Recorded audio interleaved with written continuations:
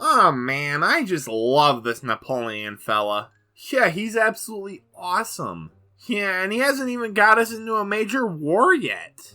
Yeah, like, imagine Napoleon getting France into a war with all the major powers of the continent at the same time. Like, could you imagine?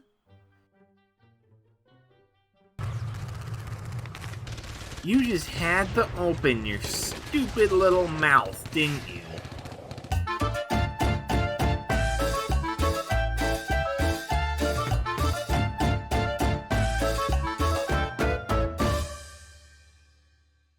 So, the Napoleonic Wars were a series of conflicts fought between France and basically the rest of Europe.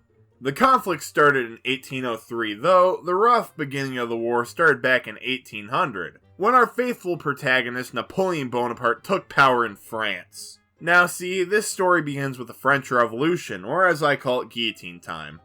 Anyway, France is unstable and Napoleon takes power, then we fast forward to 1803, when Britain declared war on France, after the French started intervening in Central Europe. Long story, I don't want to talk about it. Anyway, Britain wasn't too happy, so they declared war. But, in 1805, Britain helped form the Third Coalition with Russia, Sweden, and the Holy Roman Empire to fight France. And before you ask, the First and Second Coalitions were during the French Revolutionary Wars, which are not usually considered part of the Napoleonic Wars. Anyway, some stuff happened. Napoleon wanted to invade Britain, but didn't. France invaded the Holy Roman Empire to attack Austria, and the Holy Roman Empire did a little bit of collapsing, which led to France taking over several Italian and German kingdoms. A little while later, the Austrians surrender, which brings a quick and swift end to the Third Coalition. And that was it until late 1806 when the Fourth Coalition was formed, just this time with Prussia instead of the Holy Roman Empire because of the whole collapsing thing. So, what happened with this one, I hear you asking? Well, some battles happened with Prussia, and Napoleon captured Berlin. Yep.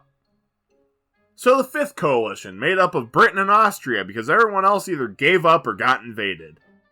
So this time the war gets kinda interesting, because we get one of Napoleon's major screw-ups. Losing to a bunch of Spanish farmers. So the Peninsular War didn't go well for anyone involved. Spain and Portugal got invaded, Britain got the crap beat out of them, and France, well, I wouldn't exactly say it was fun for them.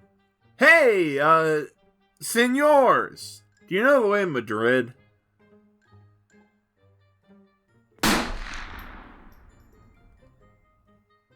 Yay! Let's go! Wahoo! Yeah! So come 1812, the Europeans decided, you know what? We should form another coalition.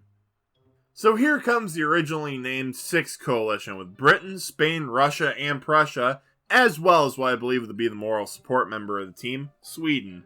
Anyway, Napoleon decides to say screw Russia and proceeds to invade them. And, as anyone who has the slightest idea about history knows, that didn't go too well for him. But hey, at least we got this out of it.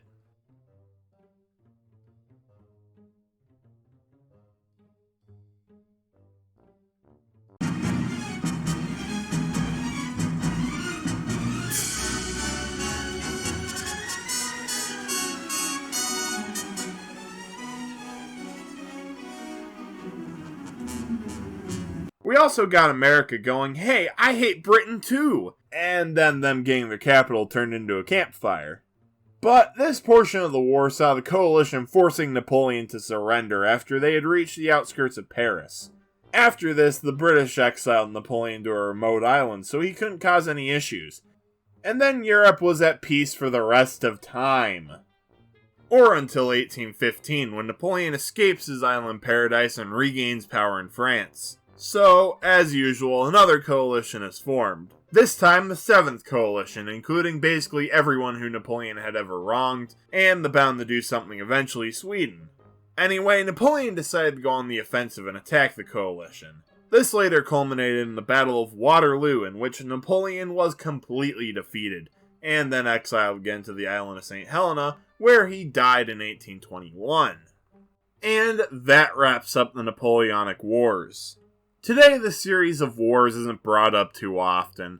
We remember Napoleon invading Russia and ABBA making a song called Waterloo, and that's about it. Wait a minute. That means Sweden finally contributed to the war. Only took them about 160 years, but hey, they did it.